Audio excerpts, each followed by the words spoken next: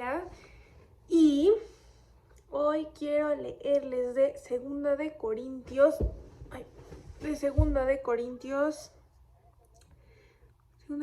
6, del 14 al 18.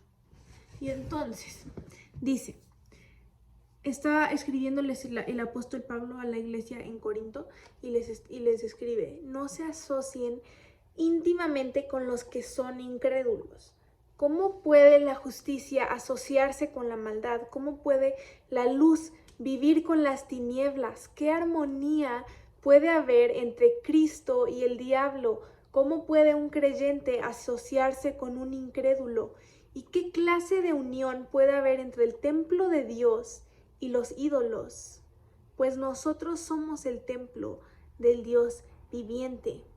Entonces, hasta ahí quiero llegar ahorita, que es como, siento que esta es la mayoría de como los conocemos, por lo menos el versículo 14 que dice como, está hablando del yugo desigual, ¿no? Tal vez la mayoría ya hemos escuchado de ese versículo y cómo lo aplican como a las relaciones de noviazgo, cosas así como no estés en yugo desigual con alguien que no cree o así, pero es mucho, bueno, yo estaba leyéndolo ayer y estaba viendo que hay mucho más que eso. O sea, es algo tan increíble ver este contraste que está poniendo como con estas preguntas retóricas que les está haciendo que piensen, ¿no? Que se pongan a reflexionar en esto que les está preguntando el apóstol Pablo, y en ver ese contraste que hay entre la justicia y la maldad, entre los cristianos y los del mundo. O sea, y ver que esa diferencia es algo que está súper bien marcada. O sea, en la pregunta que dice, ¿qué armonía puede haber entre Cristo y el diablo? Ninguna.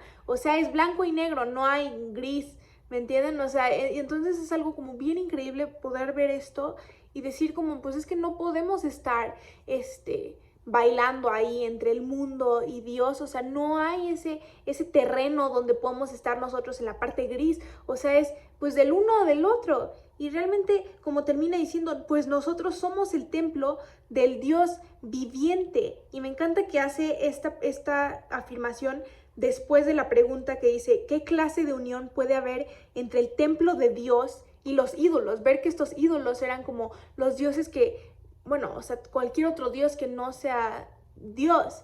Y ver este contraste que hace, que dice, nosotros somos el templo del Dios viviente, no de dioses muertos o de dioses falsos, sino del Dios viviente, del Dios eterno, todopoderoso. Él es el que vive en nosotros, y es ese templo del Dios santo que nosotros debemos mantener santo, debemos mantener persiguiendo la justicia de Dios, hambrientos por la justicia, y que tengamos ese mismo sentir de que Dios tiene, de odio hacia el pecado. O sea, de no querer ni siquiera estar cerca de eso, ni en una atmósfera de eso. O sea, yo me acuerdo que antes cuando iba en la secundaria y así, cuando era como, pues todos estaban yendo a fiestas, o sea, ahorita también no, pero cuando estaban todos yendo a fiestas y así, y era como, pues, ¿por qué no puedo ir si no voy a tomar, no voy a hacer nada malo y así? Pero realmente ver que con decir el ambiente y lo que está pasando en esos lugares, o sea, en lo espiritual y en el ambiente, aunque tú digas, pues yo no voy a hacer nada, yo no voy a tomar y así,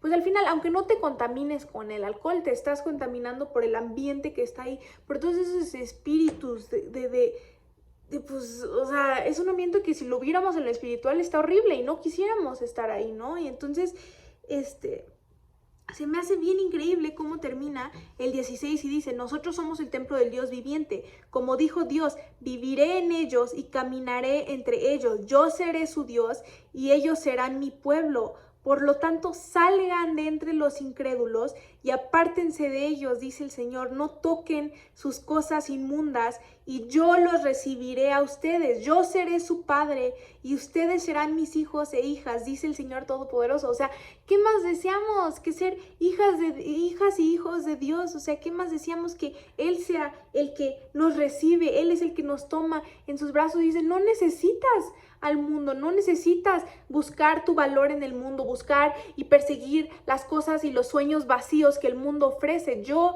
estoy aquí, yo soy el Dios vivo que vive en ti, que camina contigo. O sea, y decir como, pues yo prefiero estar con mi Dios y y perseguir su justicia, su santidad, caminar en su santidad, y que entre más pasemos comunión con Dios, o sea, Él va traduciendo ese mismo sentir a nuestros corazones de rechazar el pecado, de odiar el pecado, de no querer nada que ver con eso que puso a Jesús en la cruz, que Jesús ya cargó y ya rompió esas ataduras para que vivamos en su libertad, que vivamos libres de ser atados del pecado y de poder vivir